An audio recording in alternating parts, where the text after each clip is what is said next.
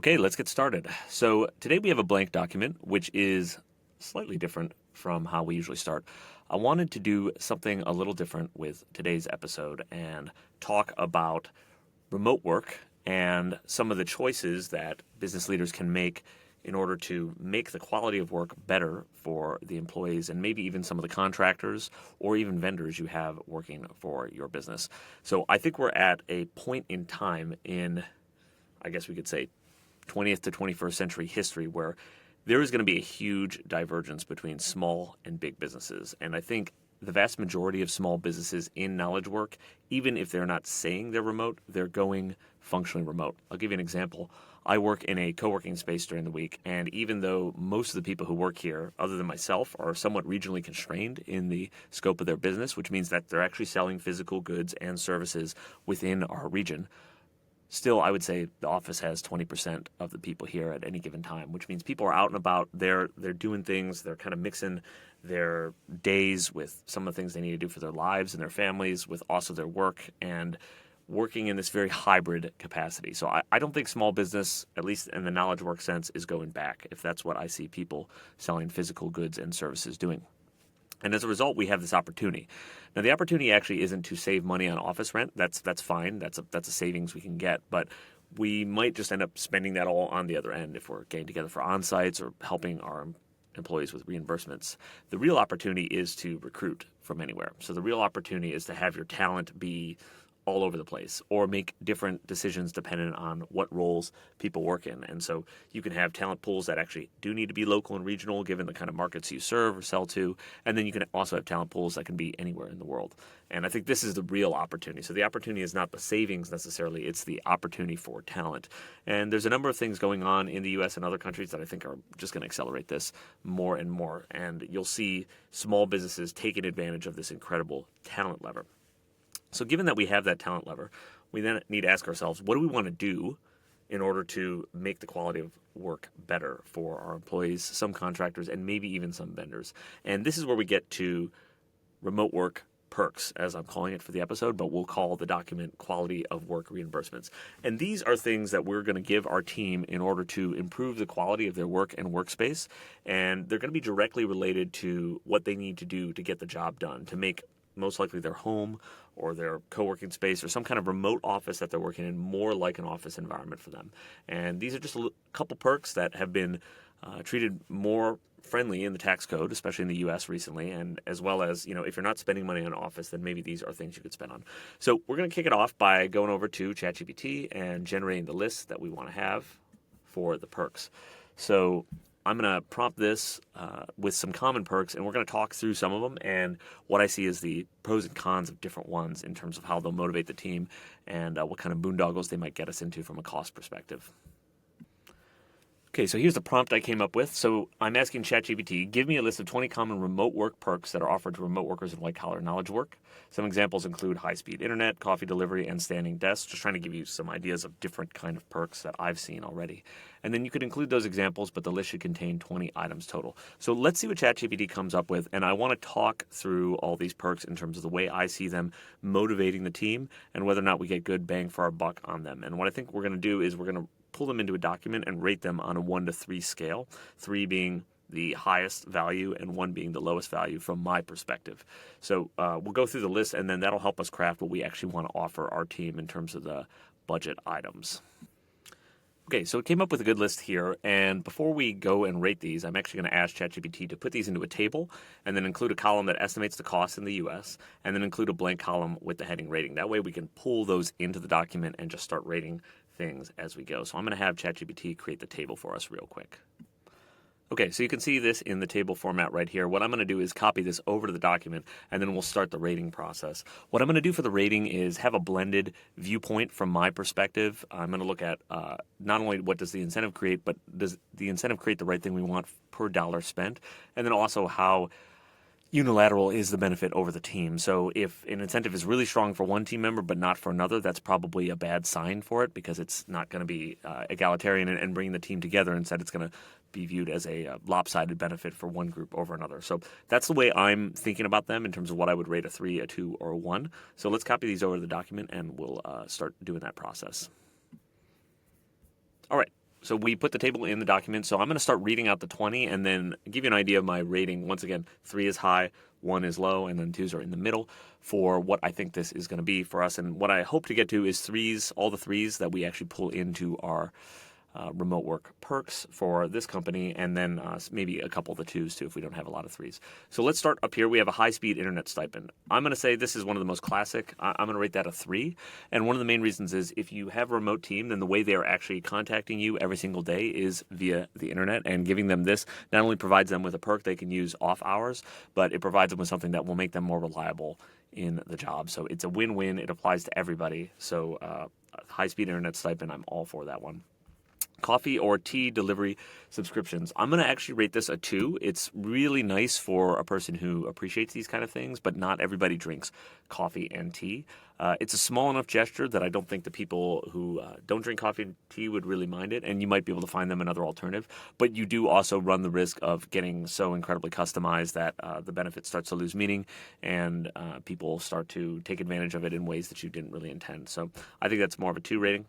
We have standing desk or ergonomic furniture here.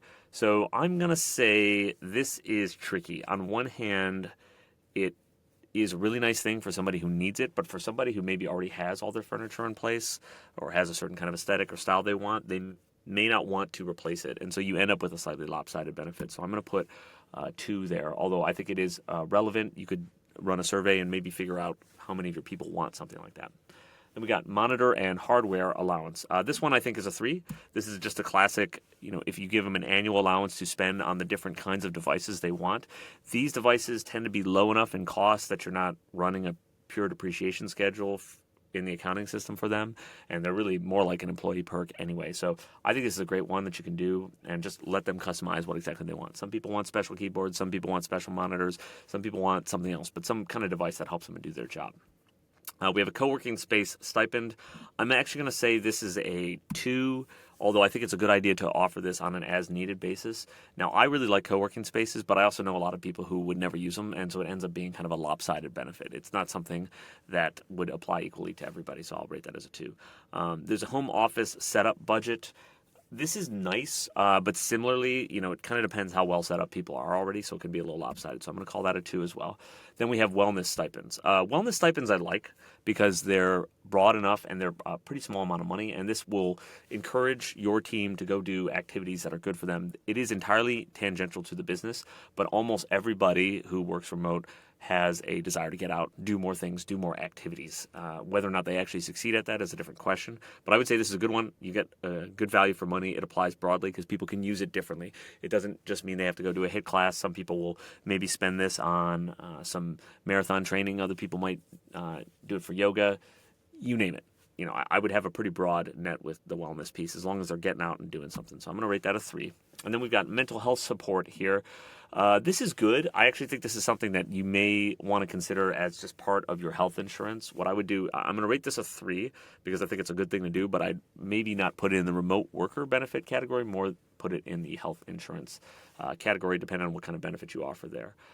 Meal delivery credits. This one I don't like as a open-ended benefit because I think a better way to use this would be to actually plan events and just have those events allow for expensing of meals. So think of this more along the lines of it is up to you to plan the times for the team to be together instead of them all individually ordering food. So I'm actually going to rate that a 1, my first 1 of the list, because I just think it creates the wrong incentive in the business. Flexible hours has no direct cost. I'm going to say flexible hours is great, but it really depends on the role.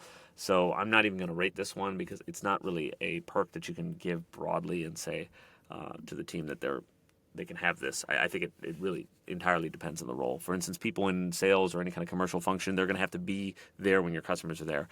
People in R&D, that kind of work, they can work much more flexibly. So I really think that's by the person. Learning and development budget, $300 to $1,500 a year. I really love this one. I think continuing education is an awesome thing. I don't think this is a remote work necessity. I think all companies should consider doing this, especially as it relates to improving skills that can be used within the business, but even skills outside the business. If you can help employees with development, it's a perk that the right kind of employee really takes advantage of, and it encourages growth mindset within your organization. Childcare stipends. For parents, this is an amazing benefit. For non-parents, it's a non-existent benefit. So because it's lopsided, I'm going to have to call it a 2. I think it's good, and you could do an assessment of your company to figure out how many people would be affected by it. But the lopsided nature of it makes it a 2 for me. We have virtual social events here. I think this is great. I don't really think of it as a perk, though, so I'm going to decline to rate that one. I'm just going to say this is something that we're going to do. It's a little like the meal delivery credits. We're going to hold these virtual events, and that's going to be an opportunity for people to get meals. Technology upgrades. I'm not exactly sure how much this differs from the monitor and hardware allowance. Once you're in this kind of budget, I'm thinking that you should just have a much more typical device replacement cycle. So I don't really like the incentive that this creates. I'm going to do another 1 for that. I think people should get technology upgrades, but that should not happen every 2 to 3 years. It should happen when they need it, and that should just be cost of assets to the business. So not a perk, so to speak. People need the device to do the job that they have. That's a non-negotiable thing, and relative to the cost of people, devices are pretty cheap. So I just say get them what they need within reason, and don't really question that as long as you have the ability to be good stewards of those devices, which certainly a lot of employees in knowledge work tend to know how to take care of their laptops and their equipment. So I don't really worry about that too much. We have wellness or recharge days. This just sounds like PTO to me, which we can just have. So you can have early dismissal and things like that, but I would just rate it as a 1 because I don't think of it as a special perk outside of PTO. We have health and fitness gear, a one-time cost. This is kind of like office setup to me. I'm going to rate it a 2. I don't like the one-time cost as much because they're not reminded about that. You kind of get it and then it's done, and 2 to 3 years later, they're kind of wondering about some of the remote benefits. So I think it has a similar thing as the home office setup. It kind of depends where you are in the company's life cycle. If you are starting day 1 and hiring 20 people, this could be a really good way to just kind of kick it off into a good gear. But if you're slowly building up, this may not have as much of an impact on the incentive as you would think. Subscription perks, Spotify, etc. Yeah, I love this one. I'd probably rate this a 4 if I could, because this is a low cost to get a really nice perk for them. You'd be amazed how many people make decent money and still listen to Spotify with the ads. It's obviously their choice, but to me, that's just a very small amount of money that you can pay to massively upgrade the experience, especially if you listen to a lot of music like I do. So I think this is a great one, and it's just really good. Helps people enjoy where they're working a bit more. You got travel stipends for team retreats. I'm going to say that this is great, but it's not. Once again, this is something that you might do at a departmental level. I don't think you'd individually give it out. So I'm going to also put an X on that. And I just want you to know everything that I'm putting an X on here, they're things that I want to have, but not as a perk. They're built into the structure of remote working. So we're starting to think about the different things, and your definition may vary, but I'm thinking of a perk as something you give every single employee to go and do what they will with it. That's very different than to say, hey, department, I want you to get together, and I want you to get together this many times a year. That requires some coordination, alignment. It's different than a perk, right? So I want those things to happen. Those things are really good, probably some of the most beneficial things.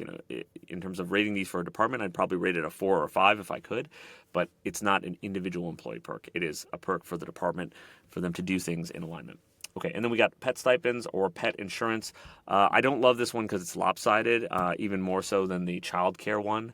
So I'm actually going to put that down to a 1. I think this is a great thing. If you have an ancillary benefits plan, you can offer stuff like this without having to offer it to everybody. And then the employee can just pay for it themselves, but they still get a group rate. That's fine, but this would not be a perk I would offer over the top, right? And then we have recognition and rewards platforms. So I like this. This more as a method of alignment. Once again, I don't think this requires remote work to do, but I do like it, mostly because it's a cheap way to just get people all aligned. We do a process where any employee can give a shout out to another employee in the public channel. So it's memorialize what they did, how that aligns with our core behaviors, which are similar to core values. And then that shout out becomes effectively a raffle ticket for the raffle we do at the end of the month. So there's a million different ways you can structure this. What I like about it is it's a pretty low cost to get a really good alignment out of people. So, all right, I think we got a fair number of 3s in here. And so what I'm going to do is I'm going to take this, pull this back out in ChatGPT, take the 3s, and then I'm going to ask it to take those and make them into a benefits policy document with an expected monthly cost for the business per employee. And then that can let us start looking at this and budgeting it out. So this is a great process to just go through, an unstructured, well, a somewhat structured list of items that you're not quite sure what to do, but really work on this maybe in a group with your leadership team, or maybe even with a small council of employees who can help you with this. Rate each of the options and then put it together in an actual policy doc. So let's see what ChatGPT does with that when we pull it right back out. And then we'll take the policy doc, we'll copy it back over in here, and then we'll end out with a couple more insights and observations about some of these perks and what we can do with them. Okay, so I'm back in the chat window here, and I've got that table as a PDF. And so what I said is, I need you to take this PDF, and each row with a 3 should be added to Remote Work Quality of Work Reimbursements Policy Guide. The guide should include the perk and the description, and then an upper limit on the cost, which is the estimate plus 15%. At the bottom, it should state that all perks must be submitted via the expense management system. This is RAMP in my company. And the reimbursement can only cover up to the amount spent or the max limit. And what this means is if our max for high-speed internet is $120 and someone charges us $90 for their service, they can only get up to $90. If they charge $130 for the service, they can only get up to $120. So that allows us to have that control in place. And finally, there should be an estimate at the base of the page as the max cost per employee so we can evaluate it. This should be written like an employee policy guide that can be distributed across the organization. So let's see what ChatGPT comes up with, and we'll take a look at this policy. And this will ultimately become the remote work perks, which is a short version of what we're calling it, but it's the quality of work reimbursements policy guide that we can distribute out to the team. So let's just pause here and see what it comes up with. All right, so here is the policy guide that it came up with. We just used the sample name Acme.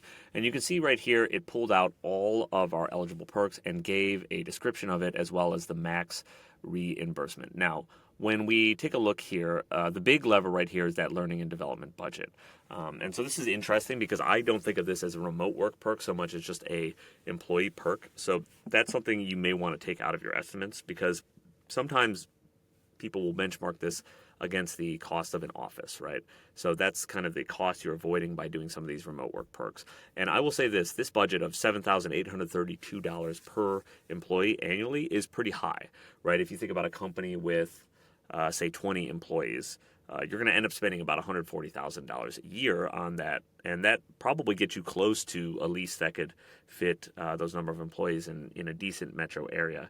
Give or take, depends where it is, obviously. So you might actually be edging up on an office cost here, and some of the stuff you may want to look at is the mental health support, maybe throwing that in with the benefits.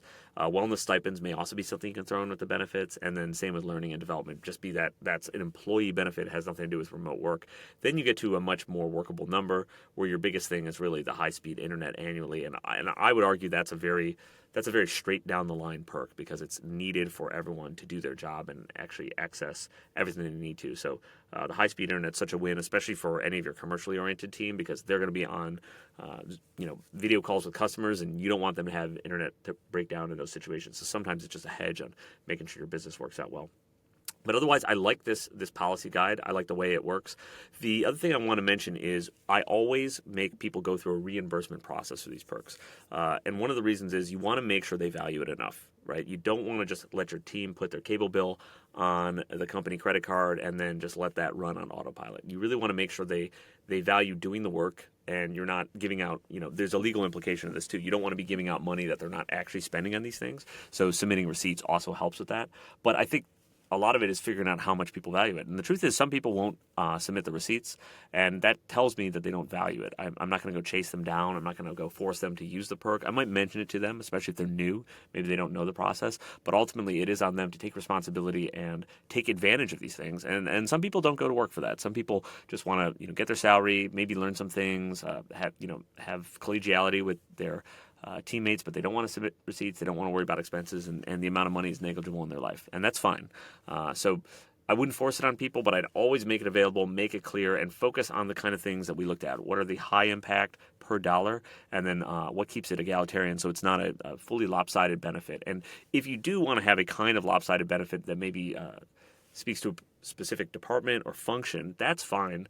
You can make it specific to that department or function. But I would really caution you against benefits that are lopsided based on people's lifestyles, especially if that accords with a certain kind of judgment about lifestyles that you have. So, if you're somebody who really likes to run marathons, then maybe you want to give a marathon runner, perk of sorts. And I would just recommend staying out of that game, because unless you're exclusively hiring marathon runners, there's going to be, some resentment that gets built up with some of those lopsided benefits. So what we're trying to do here is encourage everyone to do their best work in a very structured framework. And I think this is the right way to do it, to really look at the universe of benefits, figure out exactly what you want to do, and then look at the actual cost of those things, and then what you're going to get in terms of motivation and incentive out of those costs.